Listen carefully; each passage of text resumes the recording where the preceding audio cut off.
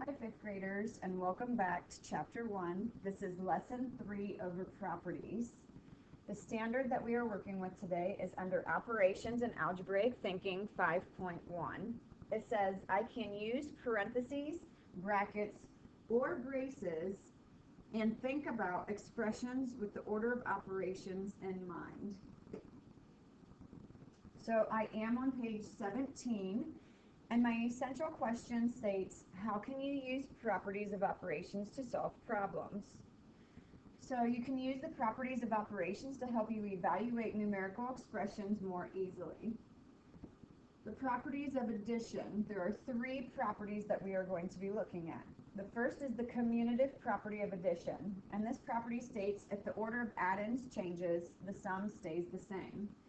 So when I think of the word commutative, sorry guys, if I think of the word commutative, I think of the CO and the commutative property. CO, I have stand for change order. And this just means I can change the order of my addition problem and I will still get the exact same answer. So 12 plus 7 would give me the exact same answer as 7 plus 12. My next property is the associative property of addition. It states if the grouping of addends changes, the sum stays the same. So when I think of the associative property, I think of regrouping. So that means I am changing the location of my parentheses, or I am adding parentheses to an expression. Now my order is staying the same when I do this. So notice for my example to the right, I have 8 plus 14 in parentheses on the left side of the equal sign, but on the right side of the equal sign, I changed it to the around 5 plus 8 and then add 14 onto that last. The last property of addition is the identity property. This states the sum of any number and 0 is that number. So you just have to remember the identity property of addition. You're just adding 0 and you'll still get that exact same number that you started with. Next, my properties of multiplication. Notice they are the exact same three properties, but this time we are using a multiplication problem. So the commutative property of multiplication will just be the same as the addition, where we are changing the order. But when we change the order, we're still getting that exact same answer. So 4 times 9 is the exact same thing as 9 times 4.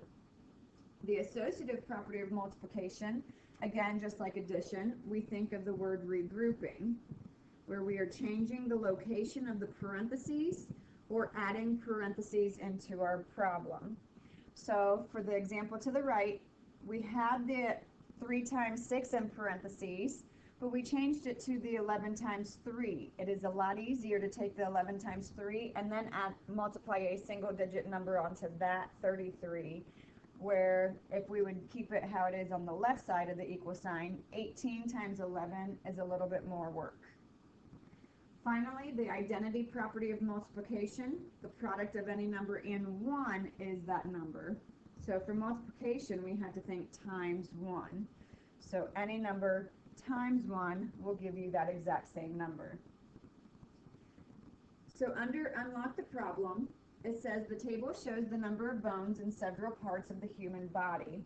What is the total number of bones in the ribs, the skull, and the spine?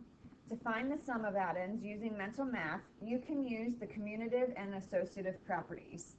So notice there are 24 bones in the ribs, 28 bones in the skull, and 26 bones in the spine. So that is how they are getting the addition problem of 24 plus 28 plus 26. Now I know that I would like to reorder this because I know that 4 plus 6 equals 10, and I want that 4 and the 6 together. You always want to try and find two numbers that when added together gives you an answer that ends with a 0. So using my commutative property, I am going to change the order, and I'm going to switch around the 28 and the 24. So now I have the expression 28 plus 24 plus 26. And like I said, I know that I want my 24 and my 26 groups together because 4 plus 6 equals 10. So because I'm adding parentheses to this expression, I am using my associative property.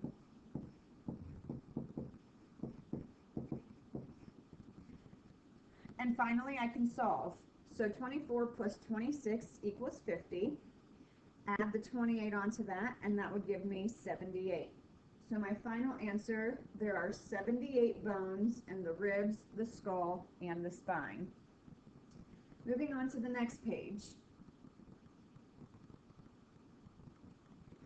I have my final property, and this is the distributive property. This property states multiplying a sum by a number is the same as multiplying each add-in by the number and then adding the products. So that's a little confusing when you read that, so let me explain this. So the example to the right shows that I have 5 times and then in parentheses 7 plus 9. What they did for the right side of the equal sign, they took that 5 and they are multiplying it by 7, so that is how we get this 5 times 7 in that parentheses. And they are taking this 5 and then multiplying it or distributing it out to that 9. So that's how they get the 5 times 9 in the second set of parentheses. And then notice you do have to add those two products together. So the distributive property can also be used with multiplication and subtraction. So for example, you have 2 times and then in parentheses 10 minus 8, which that would have 2 times 10 in the one set of parentheses, and then 2 times 8 in the second set of parentheses, but this time we have a subtraction sign in between the two. So, doing a couple of those examples. So my original problem is 8 times 59, and I need to break apart that 59 using an addition problem, and I always add together the value of each digit. So the 5, since it is in the tens place, it has a value of 50. And then the 9, since it is in the ones place, that's how we get the 9 over in the parentheses as well. So now I have to distribute the 8 to both of those numbers, the 50 and the 9. So I have 8 times 50 in the first set of parentheses, and then I need to do 8 times 9 in the second set of parentheses, and again we do have the addition sign in between those two parentheses. So now I can solve. I know that 8 times 5 is 40, so 8 times 50 would be 400, and 8 times 9 is 72. Now just add those together using my mental math. I would have 472. Now taking that exact same multiplication problem, this time I'm going to use the subtraction method. This method is a little bit more difficult. It is more likely to use if your 2-digit number ends with a 7, 8, or 9. Other than that, I wouldn't recommend it because it does get more challenging. So with the 59, I need to round it up to its largest place value, which is the tens place. So I know 59 would round up to 60.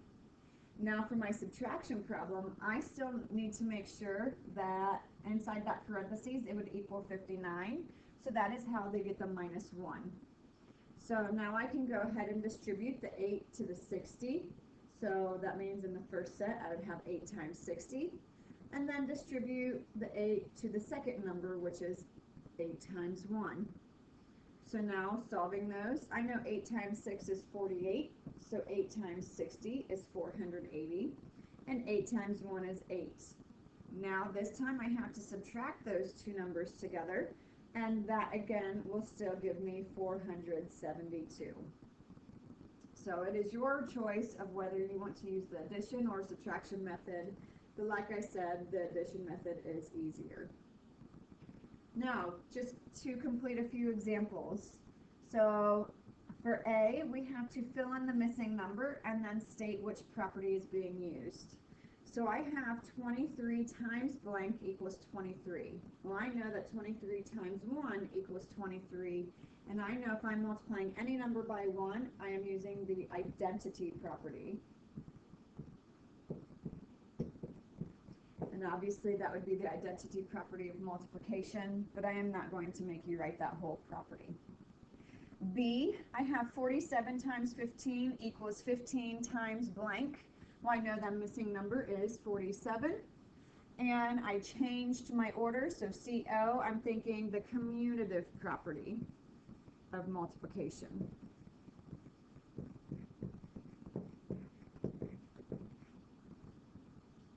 Moving on to page 19. I am going to fill in a few of these example problems, and then I will get you started on your homework. So number 1, it says use properties to find 4 times 23 times 25. Well, I know I want to change my order using my commutative property. And I know I want to change my order because I see that if I have 25 times 4, that will give me a number that ends with a 0.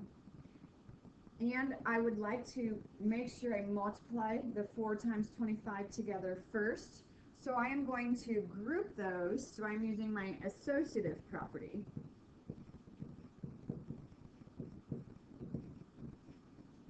So now I can go ahead and solve. So 25 times 4 gives me 100. And then 100 times 23, well, I know 23 times 1 is 23, and then I just need to add the 2 zeros behind it.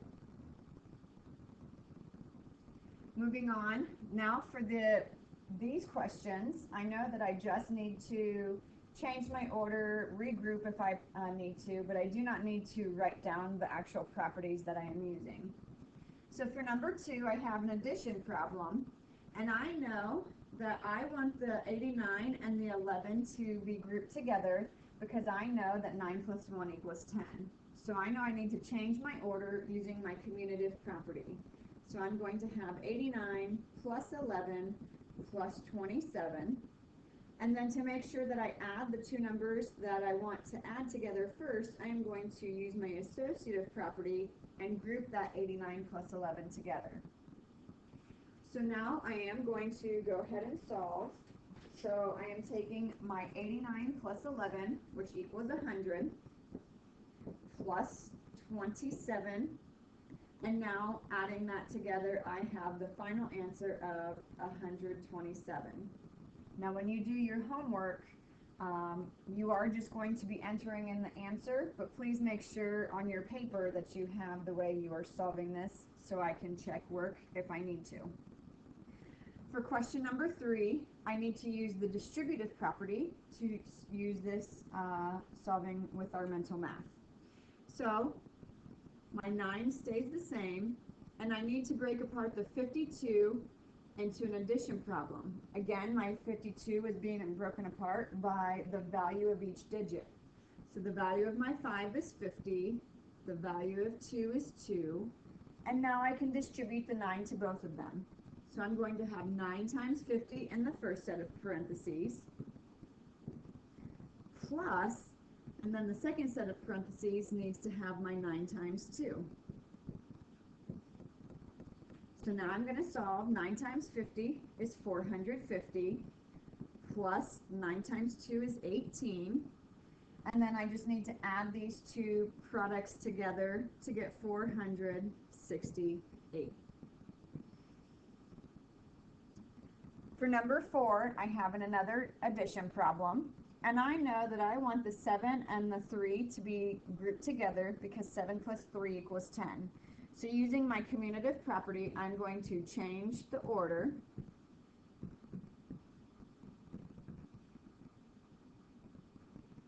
And I know using my associative property, I want to group my problem together like this. So when I go to solve this, I now have 107 plus 13, which equals 120, plus what 0 plus 39 gives me 39.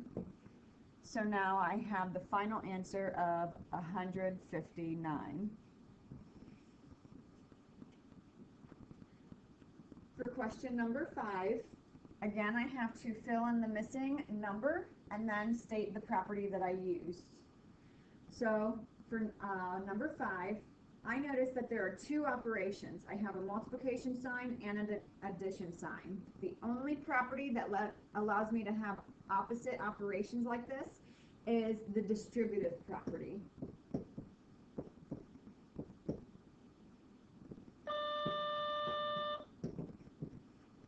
So I am going to distribute the 9 times 30 and then the 9 times 7. So my missing number was the 30. And for number 6, 0 plus, we know 47 equals 47, and that is the identity property. Now for your homework. Like I said, you are only inputting in the answers, so if you need to solve it a different way, that is okay. Just please make sure you are showing me how you are doing this if I need to see it. So on page 21, you are going to solve 2, 3, 4, 7, 8, and 10. So again, 2, 3, 4, 7, 8, and 10. Make sure for 7 and 8 you have 2 answers, the missing number and the property. And for number 10, you are going to be using your properties to find the total number of students. On the back, on page 22, you are doing all questions. And make sure you are reading through each question carefully to figure them out. Numbers 1 and 2 are from today's lesson, and 3 through 6 are review questions either from the 4th grade or 5th grade questions from lessons 1 and 2. If you have any questions and you are on Mr. Reindel's side, make sure you direct your questions to him. If you have questions and you are on my side, again, obviously make sure you direct your questions to me. Thanks and have a great day, guys.